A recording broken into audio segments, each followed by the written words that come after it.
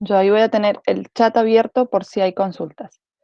Entonces, lo que vamos a ver hoy va a ser el reino protista y como vamos a ver, va a haber una gran parte memorística de la unidad porque hay muchas especies y dentro de la Facultad de Odontología lo que toma o tiene mucho en cuenta es la diversidad, ¿sí? La biodiversidad, principalmente en el reino protista, porque hay muchos organismos del reino protista que genera alguna alteración o enfermedad o infección en el cuerpo humano. Entonces, por eso tiene como una gran importancia desde la Facultad de Odontología la diversidad del reino protista. Cualquier consulta, dudas o si no se escucha bien me avisan y paro y volvemos a iniciar. Entonces, como dijeron ustedes, el reino protista va a pertenecer al dominio eucaria, van a poseer células eucariotas, ¿sí? Es decir, que van a tener el núcleo definido. Y este grupo de protistas se fue armando por una especie de descarte. Es decir, todos los organismos que tienen célula eucariota, que no sea un animal, que no sea una planta y que no sea un hongo, va a parar al reino protista. ¿Sí? No es que tienen características específicas, sino que si un individuo no cumple con la categoría de animal, con la categoría de planta o con la categoría de fungi, ¿dónde lo clasificamos? En protista. Entonces hay una gran diversidad. Vamos a ir viendo que vamos a encontrar de casi todas las formas de vida, casi todos los tamaños, justamente por eso, porque es como una especie de descarte. Todo lo que no entra en los otros, bueno, los ponemos ahí.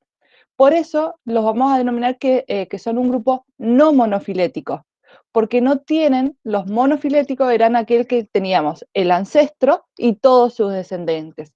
En este caso no van a estar el ancestro y todos sus descendientes porque hay una gran diversidad. Lo vamos a ir viendo de a poquito. Entonces, dentro de del reino protista vamos a encontrar a las algas, que las algas han sido clasificadas como plantas inferiores, entonces como que no tienen la categoría de plantas, entonces los ubico en los protistas. Después tenemos protozoos, que también se los considera como animales inferiores, por eso están en protista, porque como que no llegan a la categoría de animal. Y después tenemos los mohos, donde tenemos mohos mucilaginosos y mohos acuáticos, y los vamos a llamar oomicetos. ¿Sí? Micetos, si se acuerdan, significaba, era parte de los hongos, pero en este caso se consideran estos mohos hongos inferiores, es decir, no llegan a la clasificación de hongo, y por lo tanto los vamos a encontrar en el reino protista. Vamos a encontrar una gran diversidad y una gran cantidad de especies, más de 200.000 especies, perdón, y el tamaño es muy variable, puede ir de 1 micrómetro a 100 metros, y la forma también es muy variada, cuboide, piramidal, estrellal, con flagelos, sin flagelos, ciliados, no ciliados, radiada, tienen de casi todas las formas y tamaños habidos y por haber. ¿Hasta acá estamos? ¿Continuamos?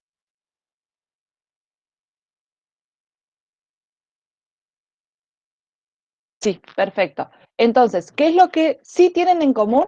Es que son organismos eucariotas, que tienen células eucariotas y después tienen una gran diversidad. Vamos a ver ahora, de forma general, distintas características, ¿sí? Eh, lo que voy a hacer ahora es una presentación en general de la diversidad de las características y luego vamos a ver especies por especies, ¿sí? O grupos taxonómicos separados con ciertas características. Acá vamos a ver la variabilidad de las acciones o las posibles variables que hay. Entonces, con respecto a la organización celular, es decir, cómo está organizado el individuo, vamos a tener dos tipos de organización, unicelulares y los pluricelulares o multicelulares. Es decir, voy a encontrar estos dos tipos de organismos, unicelulares o pluricelulares. Y dentro de los unicelulares, voy a encontrar como 3 subgrupos. Los que son los que viven de forma individual, los que viven en forma de colonias, es decir, que son células separadas, organismos separados, porque son unicelulares, pero viven en conjunto, entonces colaboran, hacen una especie de simbiosis, y después tenemos una categoría especial, que generalmente no le hemos visto, que se llama cenocíticos, que son aquellos organismos que poseen más de un núcleo, ¿sí? Por eso los vamos a llamar multinucleados. Nosotros en general hemos visto que las células eucariotas tienen un solo núcleo, pero sabemos que siempre hay excepciones. Entonces, hay células donde tienen varios núcleos. Por ejemplo, en el ser humano, en los glóbulos rojos o los eritrocitos no tienen núcleo, ¿sí? Entonces tenemos diversidad. Nosotros vemos como lo general de las células eucariotas y después podemos ir viendo algunas excepciones. Después tenemos el hábitat.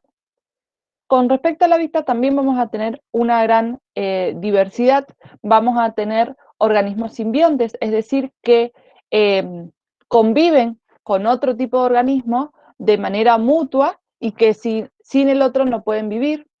Después tenemos los parásitos, que son aquellos que van a vivir sobre otro organismo o dentro de otro organismo y va a generar daños a ese organismo. Los podemos encontrar en líquidos corporales de plantas y de animales. Y por último tenemos los que tienen una vida libre, en los cuales de vida libre tenemos los terrestres, que generalmente se encuentran en suelos húmedos, y los acuáticos, que son la mayoría, que se encuentran en agua directamente viviendo, y donde vamos a tener en agua dulce y en los océanos, y principalmente en los océanos van a formar el fitoplancton. ¿Se acuerdan que habíamos visto cuando vimos fungi?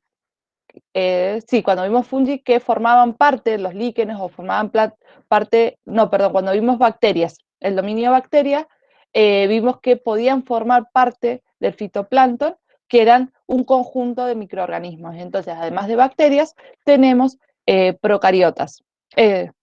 protistas, que en la mayoría de los casos son bacterias, algas, pero podemos encontrar de distintos. Entonces, en el fitoplancton vamos a tener bacterias y protistas, y en algunos casos el protista presente va a ser un alga. Ahora vamos a ver el detalle. ¿Hasta acá estamos?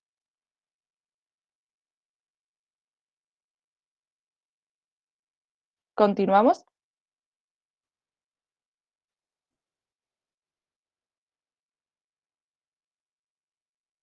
Sí, perfecto. Después tenemos diferencias en la pared celular. Podemos tener podemos tener ausencia de pared celular, entonces a estos individuos los vamos a denominar que están desnudos, o una cubierta o una pared con presencia de pared celular que a su vez está cubierta. Y tenemos 5 opciones. Tenemos cuando la pared celular es orgánica e inorgánica, puede estar cubierta también por un material gelatinoso, por escamas orgánicas e inorgánicas, ¿sí? Escamas porque tiene una forma parecida a las escamas de los pescados, pero no son verdaderamente escamas.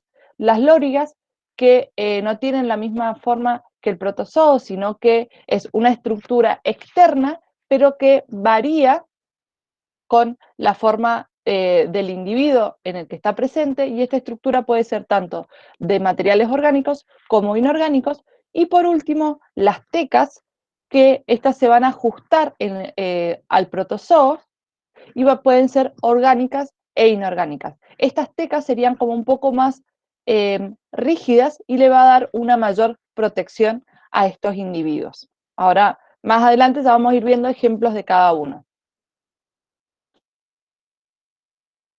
Con respecto a la locomoción, vamos a tener 4 tipos principales de locomoción. Pueden haber otros, pero estos son los principales, o por lo menos son los que están presentes en los organismos que nosotros vamos a estudiar.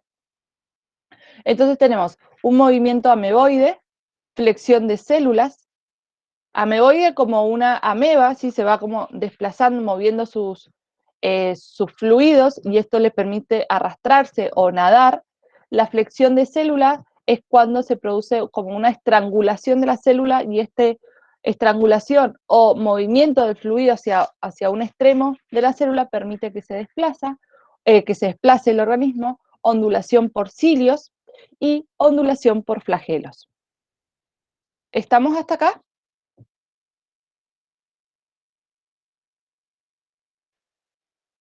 Sí, profe. Perfecto. Si tienen dudas, por favor, me frenan. Y después tenemos las formas de vida que vamos a tener: flageladas, ciliadas, ameboides, cocoides, encapsulados, filamentosos, sifonales, parenquimatosas y plasmoidales. Es decir, tenemos una gran diversidad y cada una con características.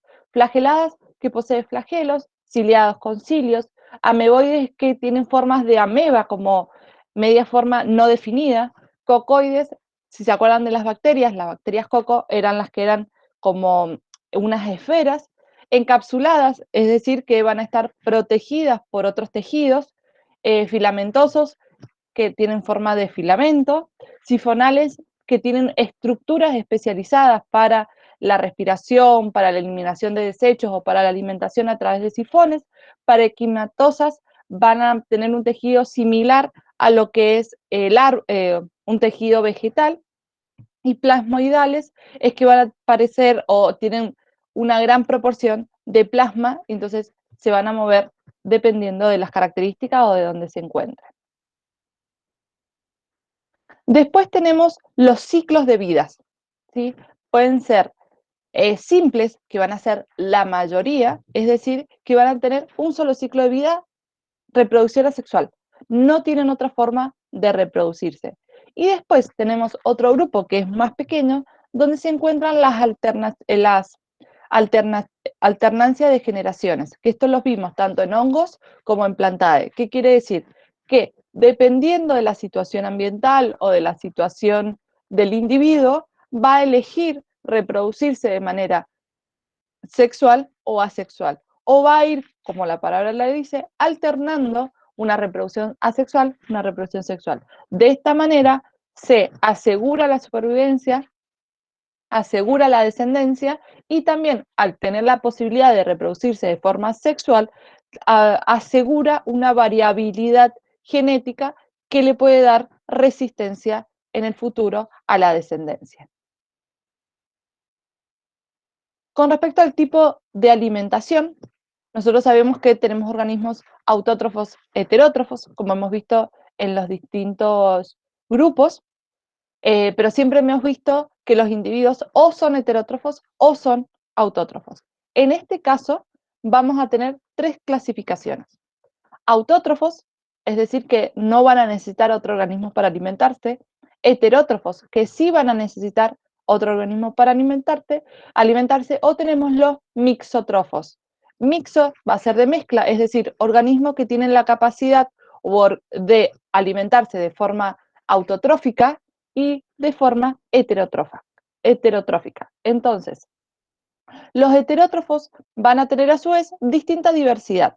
Van a ser fagotrófos, es decir, se van a alimentar de algún otro animal, van a como a cazar, van a tener una presa; los homotrófos, que se van a alimentar de moléculas orgánicas; los parásitos, que se van a alimentar de algún ser vivo viviente y le pueden generar algún daño; los simbiontes, que son aquellos que van a interactuar con otros seres vivos y van a vivir en forma asociada; y por último, los saprófagos, que van a ser aquellos que se van a alimentar de materias orgánicas. En estos casos también pueden ser, por ejemplo, los descomponedores. ¿Hasta acá estamos?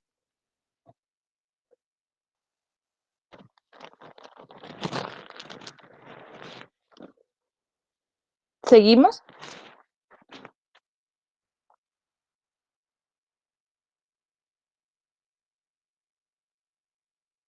¿Continuamos? Bien, ahí seguimos. Después tenemos el aparato nuclear, o vamos a hacer una mirada con respecto al aparato nuclear, donde tenemos dos opciones, que ya lo vimos un poquito más adelante cuando vimos organización celular: con un solo núcleo o con muchos núcleos. A su vez, estos que tienen muchos núcleos pueden ser idénticos los núcleos entre sí o pueden ser diferenciados, donde vamos a tener un macronúcleo y un micronúcleo, o varios macronúcleos y varios micronúcleos. Cada uno de estos, además de su tamaño, van a tener distintas funciones. Y con respecto a la mitosis, porque nosotros lo que estudiamos sobre mitosis es puntualmente la célula eucariota animal, entonces, con respecto a los protistas, van a haber una variabilidad o una diferencia. En este tipo de mitosis o en estos tipos de organismos, raramente se encuentran los centriolos, ¿sí? Los cromosomas pueden aparecer siempre condensados, es decir, no vamos a tener la característica de cromatina, no van a tener centrómeros estos cromosomas y pueden carecer de la placa ecuatorial, que es la que, si se acuerdan, la que ubicaba todos los cromosomas en el medio y ahí ayudaba a la división. Y el núcleo puede permanecer durante la división celular. En la mitosis que hemos visto como tradicional, el núcleo desaparecía entre la profase y la metafase. En este caso, el núcleo puede mantenerse. Entonces, es una mitosis diferente con el mismo objetivo, pero a su vez es diferente, porque ciertas estructuras varían. Entonces, por lo menos que se sepan estas diferencias es suficiente. ¿Estamos hasta acá?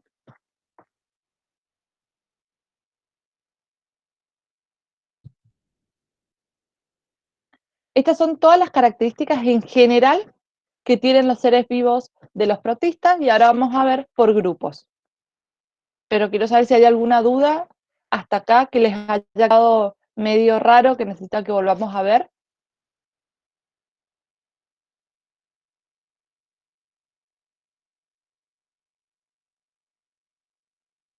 ¿Seguimos entonces? Sí, perfecto. Pregunto por las dudas. No sé si hay alguien de técnico que me diga hola o acá estoy, porque estaríamos solo con odontología. No hay nadie, perfecto. Entonces, lo segundo que vamos a ver son las relaciones filogenéticas. Como dijimos recientemente, no tenemos un grupo monofilético, es decir, vamos a tener distintas asociaciones o distintos rangos de parentesco entre los organismos de procariotas. Si nosotros analizamos más o menos los seres eucariotas o el dominio eucaria, vamos a tener un ancestro común para todos los individuos del reino eucaria. Entonces vamos a tener este ancestro común y de este ancestro común van a ir divergiendo los distintos grupos. Si nosotros nos centramos acá en esta parte inferior, acá tenemos a los animales y a los hongos, y a su vez tenemos las plantas. Acá estarían los otros tres reinos del dominio eucaria. Y todo el resto, ¿sí?, correspondería a los protistas.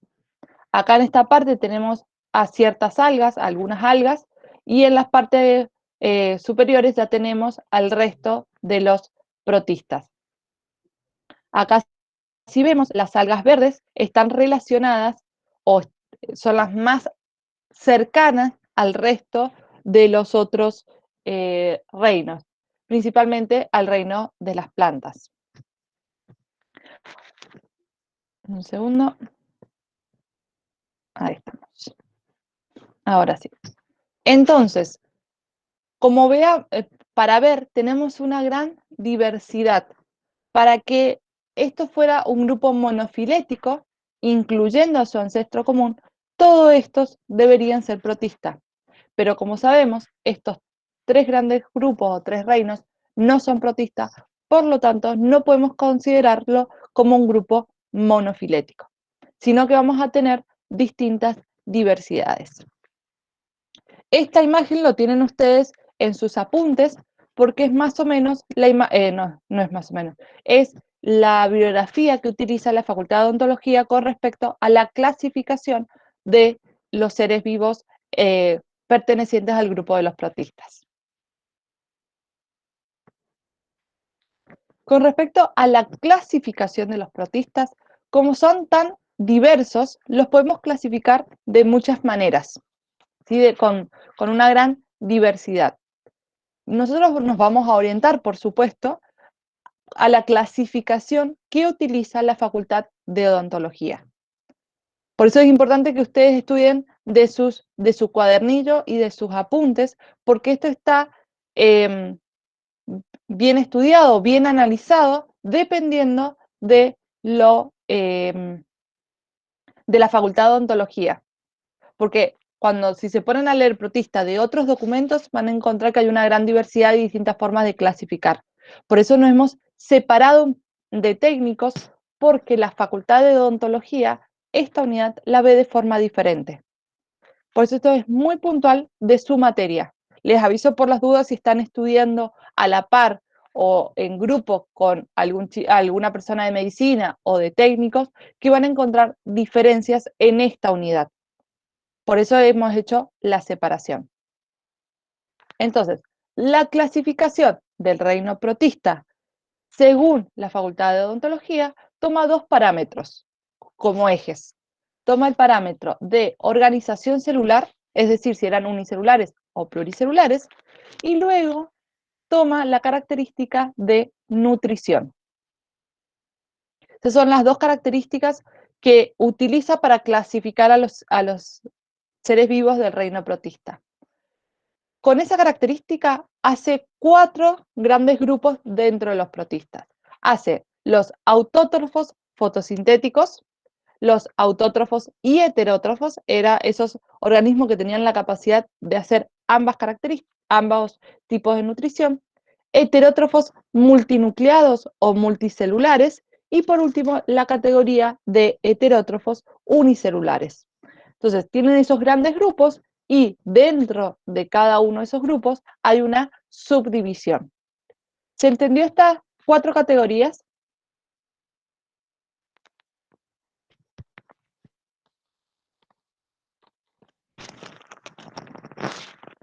¿Dudas de las categorías?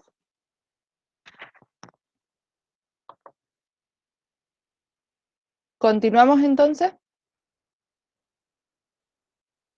¿Sí? Bien, perfecto. Entonces, nosotros ahora vamos a ir viendo cada una de estas 4 categorías. Vamos a ver primero los autótrofos fotosintéticos, vamos a ver algunas características que los agrupan y después vamos a ver a cada uno de los organismos y sus características. Van a ver que es como mucha información como teórica, porque son características de los seres vivos. Esto es más o menos, lo pueden asociar a como vimos bacteria y fungi, donde veíamos los grupos y la información. Yo he intentado ordenárselo de una manera lo más dinámico posible, que es la misma forma que lo tienen ordenado en sus apuntes, para que sea más fácil visualizar sus apuntes y visualizar la clase, pero vamos a tener esa organización. Entonces, los autótrofos fotosintéticos van a ser un grupo polifilético, como ya lo habíamos visto, y se van a denominar o vamos a clasificar a lo que llamamos algas fotosintéticas. ¿Cómo van a ser estas algas fotosintéticas? Unicelulares, filamentosas, placas de células y multicelulares. ¿Sí? Podemos tener esta gran diversidad. El hábitat también puede ser diverso, pueden ser acuáticas, como por ejemplo el plancton, y ser parte del plancton, suelos fértiles, cortezas de árboles, sobre rocas, endosimbiosis, es decir, vivir dentro de otro organismo. Tenemos una gran diversidad. Los que sí los une es que son autótrofos fotosintéticos o las denominamos generalmente algas fotosintéticas. Dentro de este grupo vamos a tener 5 subclasificaciones: bacilófitas o diatomeas, crisófitas o algas pardas doradas, las clorófitas o algas verdes, feófitas o algas pardas, y las rodófitas o las algas rojas. Acá una aclaración es, feófitas van a ser algas o algas pardas y las crisófitas van a ser algas pardo-doradas, ¿sí? Tiene que ir en conjunto esa denominación. Pardo-doradas o pardas, son dos cosas diferentes, pero necesitamos que esta denominación vaya en conjunto. ¿Se entiende acá cómo vamos a ir trabajando? Continuamos con el primer grupo.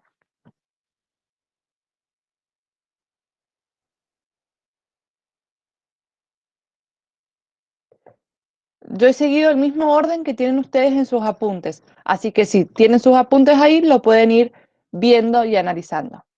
Entonces, el primer grupo son las basilófitas o diatomeas.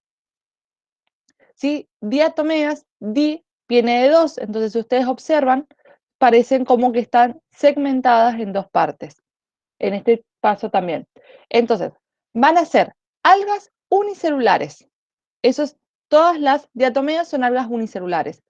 Y a veces pueden vivir o formar estructuras filamentosas, es decir, se van a ir ubicando una sobre la otra y a generar una larga cadena, o pueden trabajar en colonia y en vez de ser como una cadena, van a ser como una red. Las que son fotosintéticas van a tener pigmentos para realizar la fotosíntesis y van a tener clorofila A y C, carotenos y xantófilas, ¿sí? Son generalmente eh, las que les van a dar el color o la pigmentación de pardo doradas. Entonces, clorofila A y C para hacer la fotosíntesis y carotenos y xantófilas les va a servir o es lo que les da la pigmentación pardo doradas. Después van a tener una reserva, como habíamos visto nosotros en las plantas, las reservas, la reserva de las plantas era el almidón. En este caso, su reserva va a ser el polisacárido denominado crisalaminaria y además van a contener aceites como reserva. El hábitat van a ser de vida libre, generalmente se van a encontrar en las superficies de aguas saladas o dulces y en las rocas, y también tienen la capacidad o son una gran parte del fitoplancton que se encuentra. Tienen reproducción asexual por mitosis, es decir, de una célula van a generar dos idénticas, y van a tener una reproducción sexual por singamia. ¿Qué quiere decir singamia? Es que ambos individuos van a generar gametos y esos gametos se van a fecundar. Una vez que se fecundan, van a generar el nuevo individuo, ¿sí? Entonces, en este caso tenemos un ciclo o individuos donde tienen alternancia de generaciones. Van a reproducirse de forma asexual y de forma sexual. Y con respecto a las estructuras externas, van a tener valvas o frútulas, que se las denomina, generalmente son de silicato, es decir, van a ser flexibles, pueden ser céntricas o penadas, con simetría bilateral, como en este caso, ¿sí? Que es bilateral la simetría. Yo si corto por la mitad voy a tener dos segmentos idénticos, a eso se llama simetría bilateral. En rocas vamos a tener la especie diatomita, que se va a formar en la tierra principalmente. Y lo que esto va a hacer es una protección que le va a generar a la roca con respecto a otras rocas donde no hay diatomeas. ¿Quedó claro lo que es las diatomeas?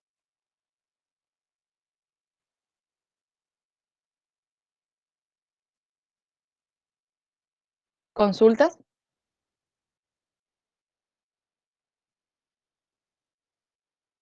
¿Seguimos?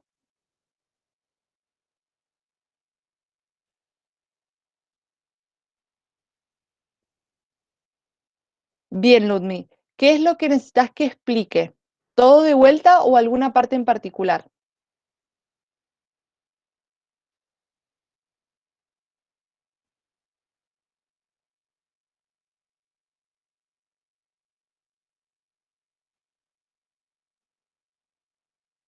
Bien, la última parte sería.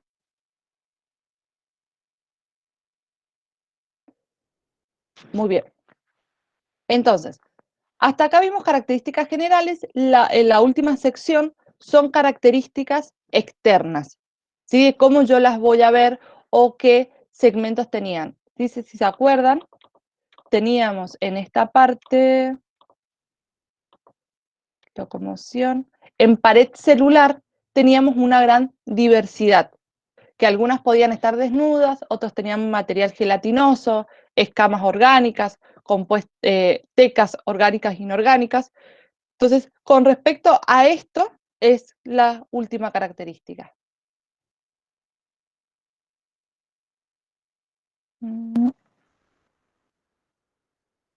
Las diatomeas, algunas van a tener valvas y frústulos, que son generalmente de silicato, es decir, van a ser flexibles, no son tan rígidas como, como si fueran de calcio, sino que estas van a ser, para que lo asociemos un poquito más a lo nuestro, serían como cartílagos, ¿sí? Van a ser flexibles.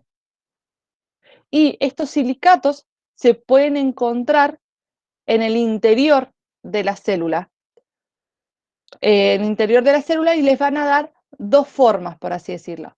Penadas, que sería una simetría bilateral, que es de dos lados. Entonces vamos a tener, por ejemplo, este caso que tenemos acá. Si yo corto por acá, voy a tener exactamente lo mismo de un lado a otro. Después podemos tener valvas céntricas, que van a dar una simetría radial.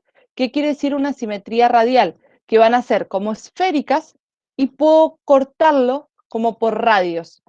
¿Sí? Por ejemplo, las ruedas de las bicicletas que tienen los radios, a eso se refiere, a que yo puedo hacer distintos cortes y siempre me van a dar segmentos. Lauti, ya te contesto la pregunta, termino acá y te contesto.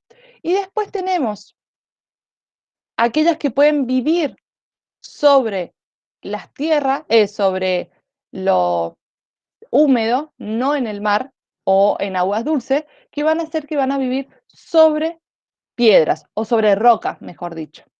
Entonces, sobre las rocas van a vivir una forma muy puntual de diatomeas. Estas diatomeas van a vivir sobre las rocas y van a tener una estructura o una protección que evita que se dañe las piedras. Entonces, donde estas diatomeas se ubiquen sobre las piedras, van a evitar el efecto abrasivo o el efecto dañino sobre las piedras. Por su capacidad o sus estructuras las van a proteger. ¿Ahora quedó mejor, Ludmi?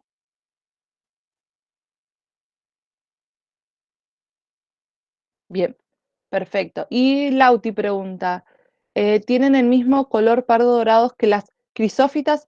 No, las crisófitas van a ser pardas nomás.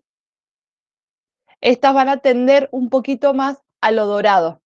¿Sí? Es un conjunto, pardo-dorados. ¿Sí? Pardos sería como marrón, pero ese marrón va a tender un poquito más a lo dorado. En cambio, las crisófitas van a ser directamente pardas, no van a tender a lo dorado. ¿Sí, Lauti?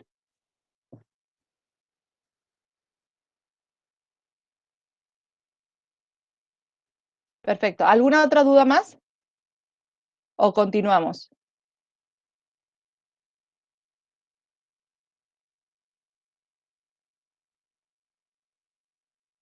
¿Seguimos?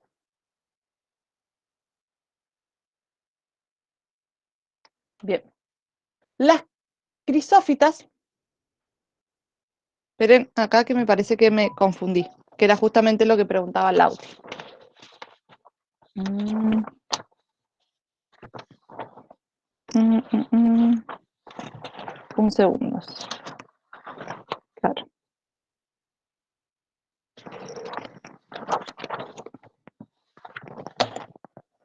Eh, pardo doradas.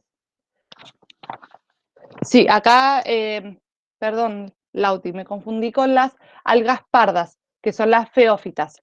Van a tener un color similar, es decir, las diatomeas van a tener un color similar a las crisófitas. Tenías razón, me equivoqué con las feófitas. Entonces, es más, van a tener la misma coloración y por eso van a tener los mismos colores. Se me confundieron las algas. Entonces, las crisófitas o algas pardo doradas van a ser algas unicelulares que generalmente van a vivir en colonias, van a ser fotosintéticas, porque estamos dentro de los autótrofos fotosintéticos, y van a tener clorofila A y C, igual que las diatomeas, y van a tener el colorante fucosantina, que le va a dar una coloración pardo doradas. Y la reserva que van a tener estos organismos va a ser los polisacáridos denominados crisolaminaria o leucococina, y además van a tener gotas de lípidos.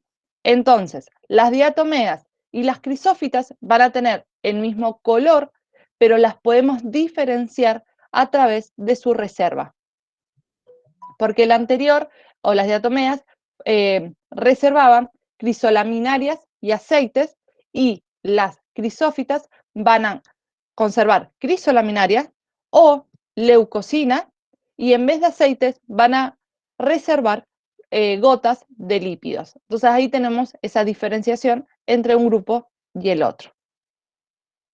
Con respecto al hábitat, van a tener hábitat en agua dulce, ¿sí? Las crisófitas van a vivir solo en agua dulce. Las anteriores vimos que también podían vivir en agua salada, formando en fitoplancton. Van a tener una reproducción asexual de forma de una división longitudinal, es decir, este ser vivo, ¿sí? Sería una crisófita, lo que va a hacer es duplicar su material y dividirse longitudinalmente, y va a generar dos individuos, ¿sí? Tengo un individuo, va a duplicar su material y lo que va a hacer es, a través de alguna forma longitudinal, se va a dividir. A diferencia de la otra, que era a través de mitosis o fisión binaria, que lo que produce del centro de la célula. Y una reproducción sexual a través de la acción de un quiste silicio. Es decir, van a formar estructuras especializadas que están protegidas por sílice, y eso es lo que va a permitir la reproducción sexual. Características generales: pueden poseer o no flagelos. Sí, acá tenemos esta imagen, la primera imagen no posee flagelos, estas sí poseen flagelos, y generalmente son biflageladas, es decir, poseen dos flagelos. Tienen en su exterior estratocitos o estastoesporas, que son un caparazón externo de silicio. Todo esto que vemos alrededor generalmente es todo un caparazón un poco más rígido, por eso es de silicio, es decir, un poco más rígido que su pared celular, su membrana celular, pero no tan rígido como el calcio, sino que le permite una flexibilidad, y esta flexibilidad le permite el desplazamiento o el movimiento. Y las paredes celulares podemos encontrarlas desnudas, las que sus paredes celulares están desnudas van a ser ameboides. Pues tenemos escamas, envolturas mucilaginosas, tecas, escamas silíceas en algunos casos. Entonces vamos a encontrar una gran diversidad de estructuras externas o de cobertura externa que tiene cada una de las algas. Por eso, porque es un grupo muy diverso, que tienen en común que son unicelulares, que son fotosintéticas, la reserva, ¿sí? El tipo de reserva, los tipos de pigmentos, y dónde viven. Pero luego tienen una gran diversidad de características. ¿Continuamos?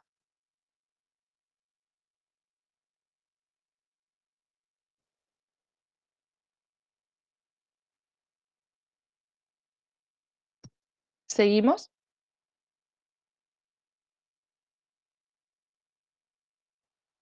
Sí, perfecto. Después tenemos las algas clorófitas o las algas verdes, que generalmente son las más conocidas o las que más hemos visto. Entonces, pueden ser unicelulares o multicelulares. Y en las unicelulares vamos a encontrarlas libres, cenocíticas, que eran las que tenían muchos núcleos, filamentosos, es decir, se van a ir uniendo en forma de cadena, o colonias que se van a ir uniendo en forma más de red. Con respecto a la fotosíntesis, van a tener clorofila A, B y carotenos. Segundo que acá quedó mal. Y con respecto a la reserva, va a ser de almidón. ¿Sí? Acá se van a parecer un poco más a las plantas, porque las plantas son las que tienen la reserva de almidón.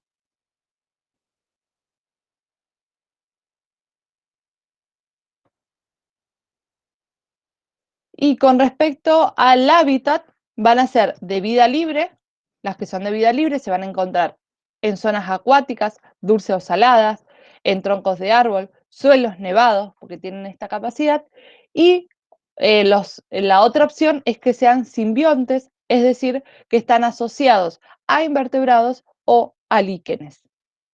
La reproducción también va a ser a través de alternancia de generaciones, con reproducción asexual o sexual, y tienen la capacidad también de reproducirse de manera por conjugación. Si se acuerdan, era similar al de la bacteria, donde hay un intercambio de material genético. Y la pared celular va a estar formada de celulosa, y algunas escamas pueden estar ausentes o presentes. Entonces, las algas verdes son las que más similitud van a tener con las plantas, ya que tienen almidón de reserva y también van a poseer pared celular de celulosa. Sí, son las que más características similares a las plantas tienen. Si nosotros nos vamos a este cuadrito, las algas verdes eran las que más asociadas o más próximas se encontraban a las plantas. Hasta acá. ¿Estamos hasta acá? ¿Consultas?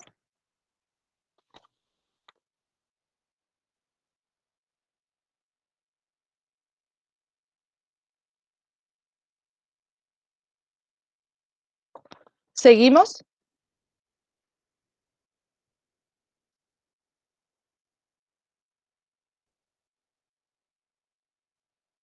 Sí. Bien, perfecto. Vamos a ver entonces ahora la reproducción puntualmente en las algas verdes. Vamos a ver esta alternancia de generaciones. Es decir, en un mismo organismo tiene un momento que se va a reproducir de manera asexual y otro momento que se va a reproducir de manera asexual. ¿Cómo se van a reproducir de manera asexual o sexual?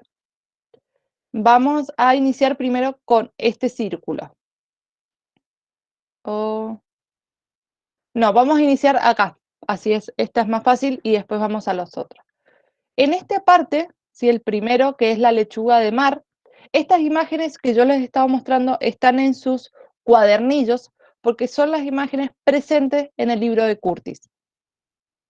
Entonces, vamos a tener dos especímenes de esta especie, de la lechuga de mar, y cada uno de este espécimen, que los vamos a llamar gametofitos, van a generar un gameto.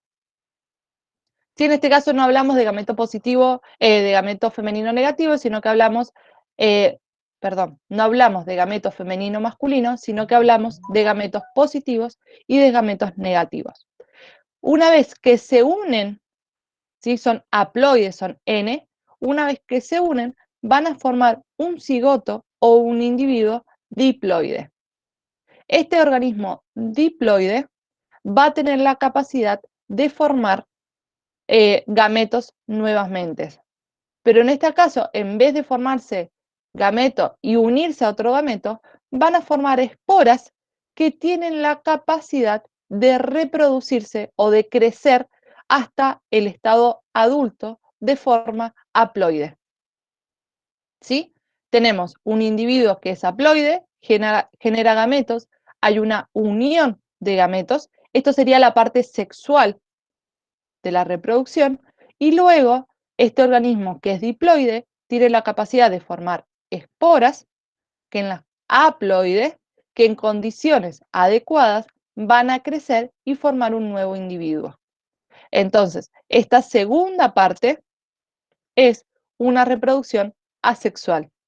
Y esta primera parte, donde hay fecundación o unión de los gametos, va a ocurrir de manera sexual.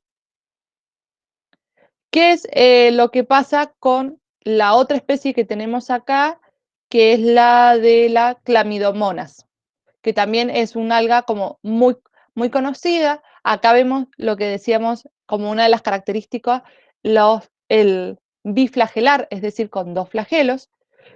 Este organismo va a reproducirse justamente alternando generaciones.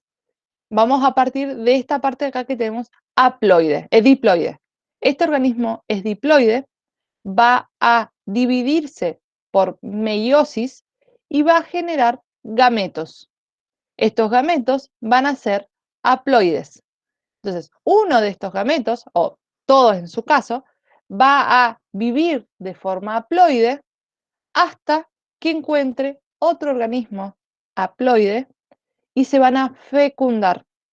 Una vez que se fecundan, van a volver a generar un organismo diploide. Entonces, esta parte que está en verde, celeste verde, va a ser toda la parte sexual, porque hay gametos y hay unión de los gametos. Y esta parte que está en violeta va a ser la parte asexual, porque tenemos un solo individuo y este individuo va a generar nuevos individuos, nueva descendencia. Entonces, la mayor parte de este individuo va a ser haploide y una pequeña parte de su vida va a ser diploide. Y a su vez va a tener una gran parte de reproducción asexual y una pequeña parte de reproducción asexual, que sería, en este caso sería lo contrario, porque hay una gran parte asexual y una pequeña parte sexual. ¿Se entendieron los ciclos? ¿O necesitan que lo vuelva a explicar?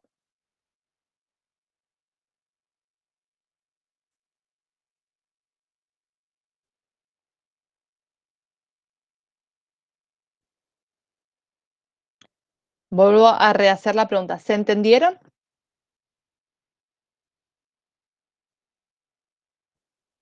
Sí, ¿no?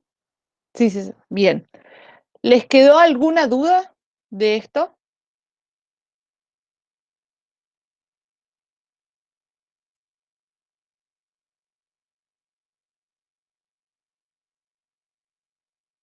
Sí, ¿no? Bien, gracias, Lu. Entonces, continuamos. Si tienen dudas, por favor, me paran y volvemos. Nos quedan dos grupos más dentro de este primer grupo de autótrofos fotosintéticos. Después tenemos el otro grupo de algas, son las feófitas o algas pardas. Estas eran las que yo me había confundido. Si nosotros vemos acá, estas son pardas, no son doradas, a diferencia que las anteriores. Estas algas van a ser organismos multicelulares. Las que habíamos visto en las anteriores podían ser unicelulares o pluricelulares. Ya las algas pardas, si ustedes ven, van a tener estructuras y tejidos.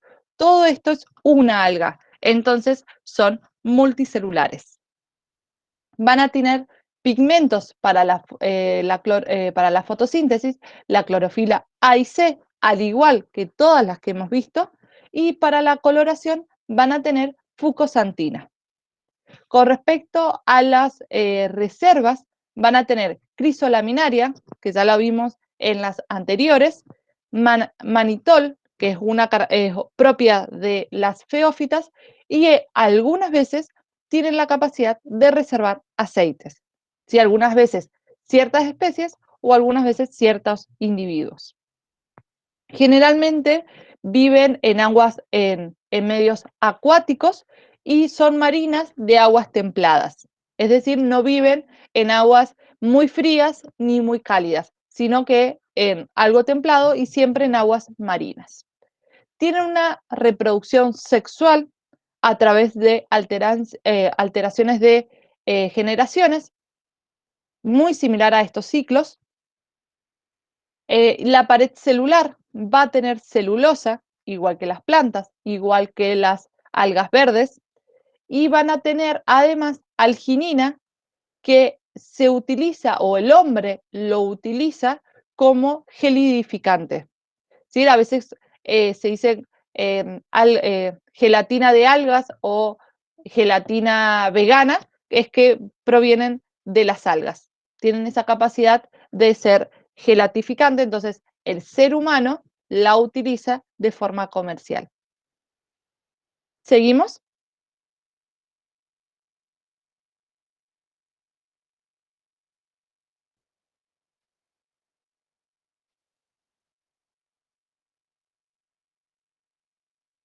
Bien. Y el último grupo que nos queda son las rodófitas o algas rojas. ¿Sí? Rodo, traten de asociarlo con rojas. Esta imagen que está acá no está en el Curtis, no está en sus apuntes, no está en el cuadernillo. Yo se las he puesto para que ustedes comparen con las anteriores, que eran pardas, pardas doradas, ¿sí? O verdes. Esta no está. Yo les he agregado una imagen solo de manera visual. Entonces, la mayoría van a ser multicelulares, como en este caso. Van a ser fotosintéticas o parásitos fotosintéticas, y algunas, además de ser fotosintéticas, van a ser parásitos estratróficos, ¿sí? Heterotróficos, perdón. Entonces, van a tener clorofila A y, a diferencia del resto, van a tener carotenoides y ficobiloproteínas, que esto es lo que le va a dar su coloración típica roja. Van a tener de reserva el almidón, pero tiene un tipo de almidón específico que va a ser el almidón florideo. Es un tipo puntual de almidón que tienen estas algas.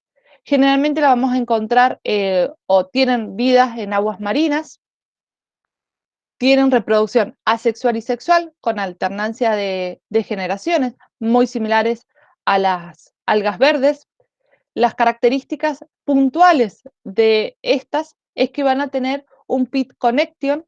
Esta estructura es que le va a permitir conectarse con células adyacentes, es decir, con otros individuos, y a su vez formar como una colonia o un conjunto de algas. Entonces es como una conexión con mi vecino directo.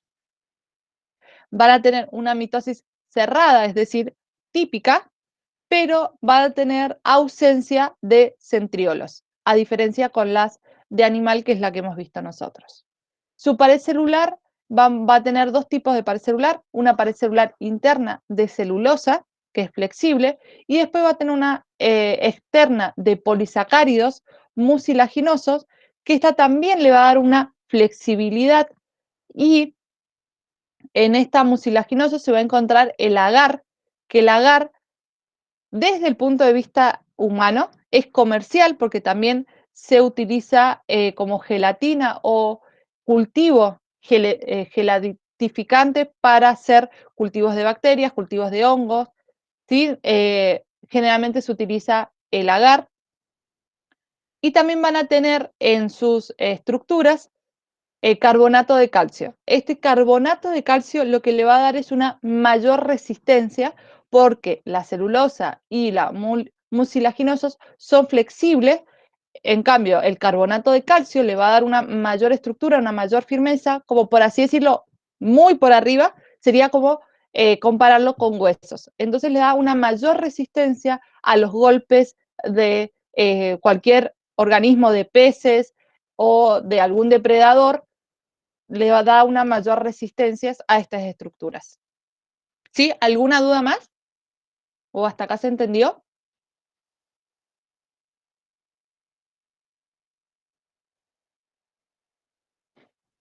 ¿Hasta acá fui clara? No sé si tienen alguna duda de lo que hemos visto. Sí, ¿no? Muy bien. Entonces, son las 9:30. Nosotros ahora tenemos nuestro recreo. Por lo tanto, vamos a ir al recreo. Nos encontramos a las 10 nuevamente, y si tienen